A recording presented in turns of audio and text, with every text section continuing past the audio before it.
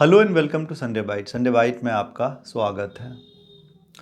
मुझे लगता है कि मुसलमानों को हर एक चीज़ पर या हर एक घटना पर इतना ज़्यादा ओवर रिएक्ट नहीं करना चाहिए। होता क्या है कि social media influencer, content creator और पॉलिटिशियंस आपके जज्बात को कहीं ना कहीं भड़काता है। सोशल मीडिया इन्फ्लुएंसर और कंटेंट क्रिएटर्स को व्यूज़ चाहिए, उनको आपको फॉलोअर्स बनाना है। तो या तो किसी घटना का वो सपोर्ट करेंगे या फिर उसके अगेंस्ट में अपना ओपिनियन देंगे। कहीं ना कहीं वो आपको भड़काने की कोशिश करते हैं। सिमिलरली क्या होता है, राजनेता या पॉलिटिशियंस को भी इस तरह की घटना को एक अपॉर्चुनिटीज़ के रूप में देखते हैं। उनको एक अवसर मिल जाता है सत्ता पक्ष के खिलाफ बोलने का और आपके जज्बात को भड़काने का। लेकिन दरअसल अगर आप देखेंगे जब घटनाक्रम को, तो आपको कहीं ना कहीं हकीकत से थोड़ा अलग नज़र आएगा। आपको क्या करता है कि social media influencer, content creator, politician एक चश्मा पहनाने की कोशिश करता है। ठीक है, अगर आप ब्लैक चश्मा पहनेंगे तो आपको चीज़ें काली दिखेगी, गुलाबी चश्मा पहनेंगे तो गुलाबी दिखेगी। तो जितने भी ये लोग हैं, जैसा कि मैंने कहा, social media influencer, content creator, politician आपको एक चश्मा पहनाने की कोशिश करता है और भड़काने की कोशिश करता है।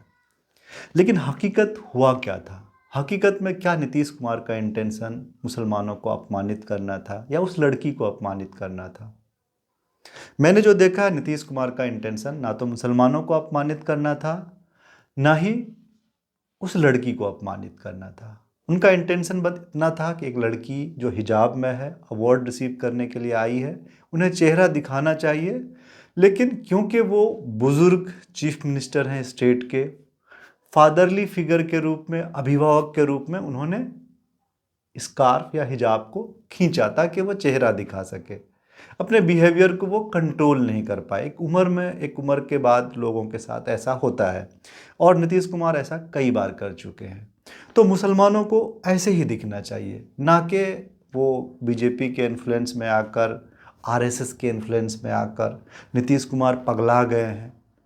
आपको इन सब भाषाओं का यूज़ नहीं करना चाहिए। मैं सोशल मीडिया के कंटेंट्स को बहुत ज़्यादा एक्सप्लोर कर रहा था, तो जिस तरह से मुसलमानों का ओपिनियन, मतलब एक बचकाने वाली, मतलब इमेच्योर ओपिनियन आ रहा है कि ऐसा लग रहा है कि नीतीश कुमार ने हिजाब बैन करने के लिए ऐसा कहा है। नॉर्मली जब आप जॉब में होते हैं या डॉक्टर्स हैं तो आपको चेहरा दिखाना पड़ता है।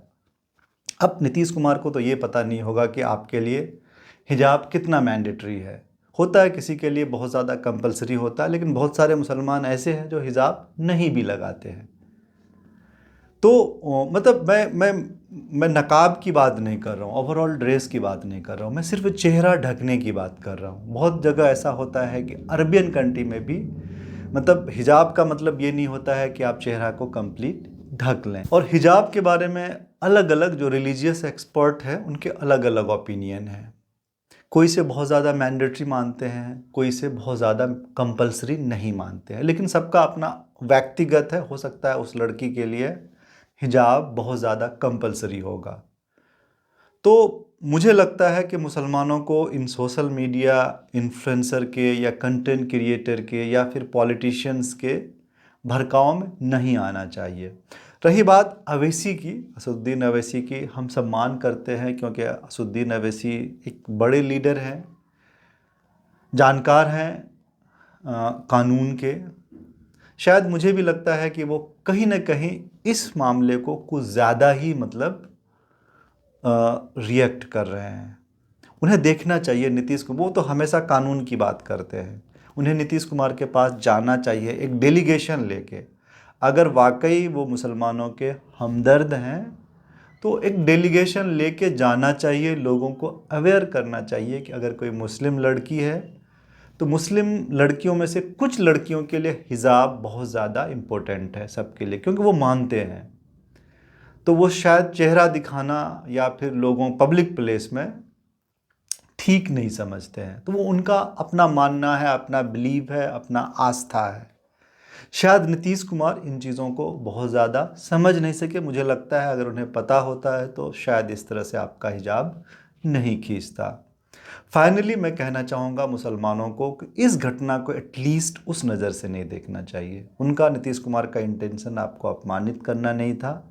एक बुज़ुर्ग चीफ मिनिस्टर है, एक फादरली फिगर के रूप में, एक अभिभावक के रूप में उन्होंने बस आपका हिजाब इसलिए खींचा ताकि आप चेहरा दिखा सकें पब्लिक प्लेस में, आप अवार्ड रिसीव करने के लिए आए हैं।